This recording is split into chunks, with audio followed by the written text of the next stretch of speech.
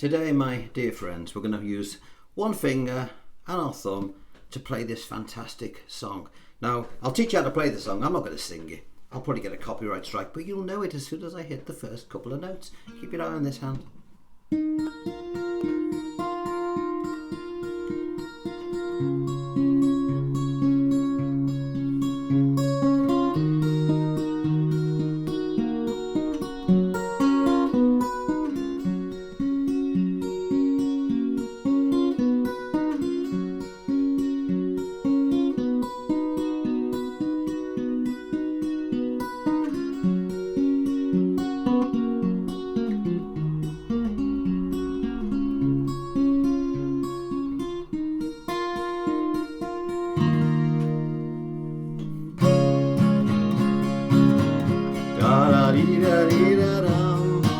Of course, it's the sound of silence.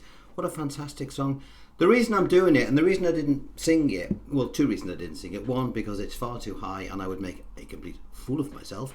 But the main reason is I wanted you to listen to the guitar part, okay? Because that's the bit we're going to do now. Now, I've scribbled out in my idiot-proof way how we're going to play this, okay? So every single note as we do it is written like this, okay? For those people new to the channel, there's your fingerboard, there's your capo position. Now clearly if you sing it with the record, you'll put your capo where it is here at the 6th fret. If you want to sing it lower, you'll just move your capo to your left. I was gonna do that, but you know, I wanted to play it as it is on the record so you can then play along, all right? So fingers would sit here, as indicated here, and your string numbers are here, okay? Anything you see in a bracket, I don't think there is anything in a bracket on this one. So these are your string numbers here, and your beats run along the bottom. And any little things that you'll do with your fingers are indicated thus. There's that word again, folks. Thus. Love that word. Right, so how do we do it? Before we go any further, oh, and I've also, just so you can't get lost, because these things can be repetitive. Great songs are always written around very simple chord progressions. In fact, I had about 5 goes at this before this video went up, because I kept hitting the wrong chord, because they're all very similar. Okay, so in order for that, for it not to happen to you, I've indicated the lyric at the top of this first verse so you can't get lost, all right? So just look for the lyric at the top, you can't get lost. Right, so before we go any further, thank you for the donations to the channel. They are most welcome. They pay for my tea and coffee. If you want to donate, there's a little thanks thing at the bottom of this video. But please, more important than that, do the thumbs up, because that circulates the channel more people get to see it. And feel free, of course, to share all my paperwork with whoever you want, because I give you my permission. What is mine is yours, so do what you want with it. Okay, so quick swig. And we'll get stuck in. And subscribe as well, please. That's the most important thing. Right, let's have a look. First shape. You've got your capo at the 6th fret. We're going to use a thumb and one finger. That's all we're going to use for this video. You can use other fingers if you want, but I just want to keep it simple. It's a Wednesday lesson. It's a beginner's lesson. And I want you to go away playing something that's really cool that everybody will love. And they will. All right. Play an A minor like this. You should all know an A minor. Look at your charts. Remember that you download them with the blue link at the bottom of the video, or look at them on screen. Okay, it's always good to look at the charts while you're doing this. There's your A minor. Now our first chord is an A sus2. I can hear you say, well, just do this. Take off your first finger. That's all it means. All right, that's all you're going to do. So that's our shape for the whole of our first little bit of the intro. So there's our shape. Got 2 fingers on, A minor with that finger off. What are we going to do with this right hand? Well, let's forget about this one for a minute. On this, we're going to play thumb. Your thumb is uniquely going to come down and play the top strings. When I say the top, I mean the high strings, thin ones down that end. Okay, and we're going to do this: 3, 1, 2, 1, 3, 1, 2, 1. See that? Alternating. It's like a pick. Imagine you had a pick. Well, your thumb would be the down stroke of the pick and your finger would be the up stroke of the pick. It's a good way of doing it. You could even try it with a pick if you didn't like using your fingers, okay? But you get more accuracy with your fingers. So let's do that again. 3, 1, 2, 1, 3, 1, 2, 1. And it's counted like this.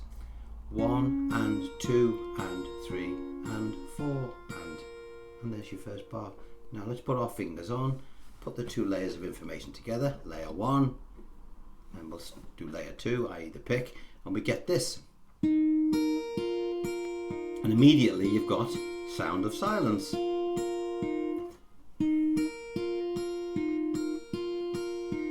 Hello. Okay, so we've done page 1. That's what we've done. Can you see that? There's our shape, there's our pick, and we know where our lyric comes in here. And I've also indicated that just because sometimes it's difficult to know when a vocal starts. So when you hit that string there, that's when you're singing. As I've said there, the vocal begins, all right? Because a lot of people are under the misconception that vocals start on beat 1, and they don't always. They start wherever the singer decides to start them. So you can't get lost. So we've done our first couple of bars. Hello, darkness, my old. And then on the word friend, which is on page 2, we go to a G. Now, you can play your G like that. You can play it whichever way you want. I like to play it like this. You're also not going to hit the 5th string. So you'll be asking yourself, well, why has he put a finger on that 5th string when he's not going to strike it? Because if you look down the bottom, you'll see that all we're going to do on this whole page is do this. Similar thing, your thumb is going to be up here though, not down here.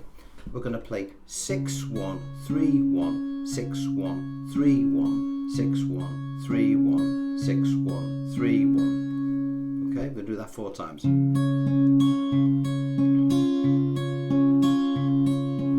Now when you play a 6th string with a thumb, you are going to hit the 5th string whether you like it or not. And if you haven't got a finger on covering it, you'll get that sound. Or you can try damping it, but that's a little bit more advanced. So if you just put a finger on as if, you just anticipate that you may hit it. And if you do, it sounds great, it doesn't matter. So I tend to put fingers on as like a safety net. Okay, so we've got our page 2 done, which is 6 1 3 1 6 1 3 1 6 1 3 1. So from the beginning we've got this. Hello, darkness, my old friend. I'm not going to sing it. I've come to talk with you. So the next page on the word gain. Page 3. We look, we got a full A minor now, which is the same as the first shape we did before, but with this finger on. And if you look down the bottom, pick slightly different, still very simple. It says 5 1 3 2 5 1 3 2 5 1 3 2 5 1 3 2, and then 4 1 3 2. He must have hit the 4th string by mistake. 4 1 3 2, and then we're going to jump this 3rd finger to this note here to create the chord C, where we will play 5 1 3 2 again. Okay, so we've got this from the A minor on page 3. 5 1 3 2 5 1 3 2 4 1 3 2 5 1 3 2. Now on that 2 he brings his fingers off. We've talked about this before, using open strings. It's not musically correct a lot of the time, but when it's in context it sounds fine. So we bring our finger off on that 2. Now if you don't, you'll never get to the next chord. And the next chord on your paperwork, now don't grimace, it's an F like this with a bar. Now you will notice from my little demo before that I didn't play a barred F, I played a 4-string F because I didn't want you to get scared and run off, basically. Let's be honest. I thought if you show them an F, they'll run away. So there's 2 ways of doing it, and both are equally beautiful, all right? If you're proficient player and you know how to do a bar, you will play this as written down. You'll play 6 1 3 2, and you'll come off on the 2 in order to go to the C. I'll do that again. 6 1 3 2, and then we will go to a C. Now if you can't get a bar, don't fear it, because you can do this. Play a simple 4-string F like this. First finger across 2 strings, this finger on the 3rd string at the 2nd fret, and this finger now, your 3rd finger on the 4th string at the 3rd fret. That's your bass note, because this note here is the same note, it's just an octave higher. So it just sounds a little bit, same note, so you're not hitting anything wrong, it's just different. And lots of tutors use that as well. I used it because I like it. So I'm going to use the simple version, okay? I've done it with the bar because that's the way Paul Simon does it. If you've got a sore wrist, he'd do it the way I've just done. So let's go with the F. I'll play the simple way. I'll do it the way it's written, so just so there's no confusion. 6 1 3 2 to a C. Now we use a full C. i.e. like this, as per the diagram, where we will play 5, 1, 3, 2, and then this is why we use a full C. 6, 1, 3, 2, 5, 1, 3, 2. We've come off on that C again because we're going to go back to an F.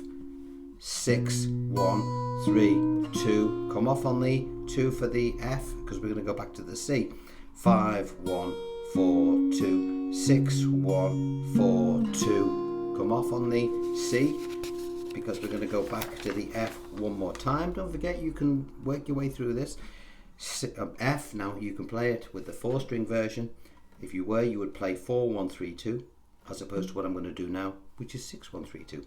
6, 1, 3, 2, 6, 1, 3, 2, 6, 1, 3, 2, 6, 1, 3, 2. Don't forget the lyric is running across these pages, so even though looks like I'm whizzing through it, you'll be able to follow the lyric. To a C, 5, 1. I've gone to a simple C here.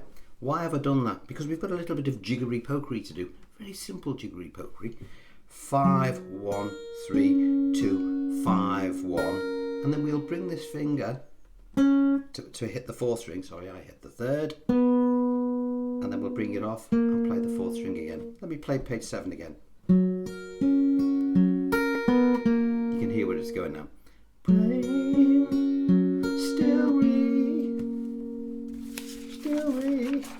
Back to C. 5, 1, 3. Add your 2nd finger to the 5th string at the 2nd fret, which is a C stroke B. I'll do that again. 5, 1, 3. Sorry. 5, 1, 3. And then to your A minor. 5, 1, 3, 2. Back to your C. 5, 1, 3, 2. And then to your G. 6, 1, 3, 2, 6, 1, 3, 2, 3, 3, 1, 2, 1, 3, 1, 2, 1, and then a prang. All right, let's go through that again. All right, so 3. Hello, darkness, my old friend. I've come to talk with you again because a vision softly creeping. You can see why I'm not singing it. Da da dee da da ba dum da dum da da da dum da dee dee dum ba bum bum ba ba.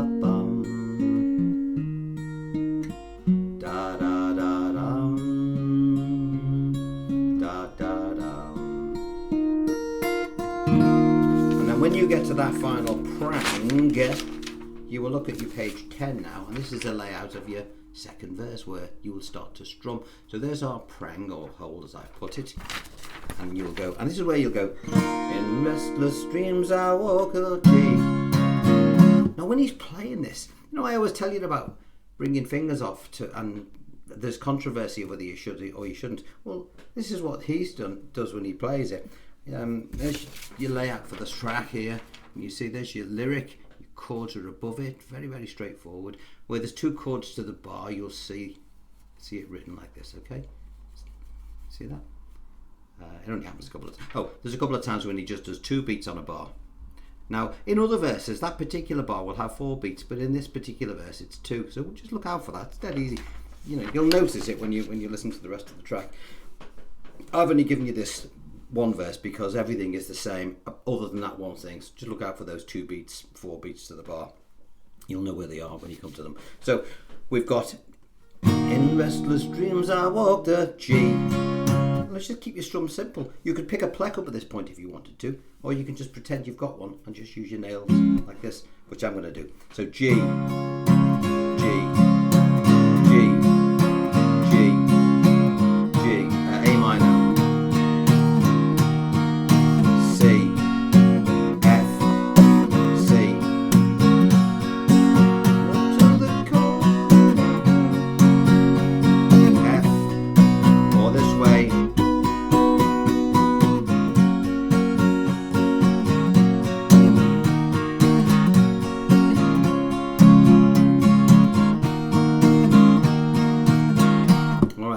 again slowly. I'm conscious about not singing this song because some artists out there, they're very fussy about other people performing their stuff. So forgive me if I'm not singing it too much. And I know that Paul Simon in particular can be a little bit, quite rightly in some cases, a little bit touchy about people covering this stuff. So just in case there's any problem, I want you to be able to play it without infringing anybody else's copyright. So we've got our hold. In restless dreams I walk alone. Da-da-ba-ba-da-da-da. Neath the halo of a street lamp, I turn my collar to the holding down. When my eyes were stabbed by the flash. See the way I went to the F there just to show you if you could do the bar. Eyes were stabbed. If you can't, use a simple one. Either a 4-string one.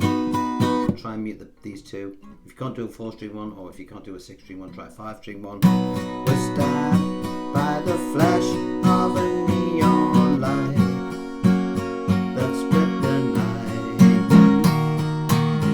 and touched the sound of sight. And it ba ba ba da dee, da da da dee da da da da, and so on. Okay, now when Paul Simon does it, I mean, the original recording, to me, it sounds like he recorded it and played it at the same time. Because if you listen to the guitar in detail, which you can do now when you slow it down, you can hear that there's little fluffs here and there because he's obviously singing whilst playing at the same time. And they actually dubbed drums on it later on, and which are out of time. You can hear the way because he's playing it on his own, singing in the studio. He's not playing to a metronome. It's obvious. So the drummer, you can hear him trying to keep up in places, but the version I've done is the one where he's just singing it with art, which to me is the most beautiful one. And again, sometimes if you're playing an A minor and you're going and you hit the 4th string twice or the 3rd string twice, it doesn't matter, because as long as you get the main bits right. Okay, because every time you watch Paul Simon playing it, you'll see him playing it differently. Okay, that recording that we listened to, which is the one that everybody knows and loves, that was the moment in time when he played it that way. Okay, if it had been another take, he would have hit a 5th string and maybe not a 6th, and this is the way it works. So don't panic if you accidentally hit a different string, as long as you're covered chord wise. This is why I always say it's always important to have a finger on a chord, even if you think you're not going to strike it. Okay, so that's Sound of Silence. It's a quick one. I wanted to concentrate more on the guitar part rather than try and sing the thing. For the reasons I've told you, it's too high for me to sing, so I wasn't even going to go there. I've tried to give you some pointers, but as I say, the lyric, if you look at the top of the pages, all those little bits that you think, oh, he's flying through it, well, I'm not, because when you go through it, you'll see that the lyric is there, and if you follow the rhythm at the bottom, you cannot cock it up. These are idiot proof, all right? Idiot proof. I do these for myself, all right? For this, that's what I do these for me so I can show you how to play them. In fact, quite often during the course of some of my when my private students roll up, they'll say, can you play such and such, and I'll say oh, hang on a minute, and I'll have to go back and look at my own work to teach myself how to play it again. All right, so they are really useful. Right, again, thank you for the donations to the channel. They are most welcome. I'll see you on Saturday. Not sure what we're going to do yet. I'll try and think of something cool. All right, but until then, give that one a go and let me know what you think. All right, take care. Bye bye for now.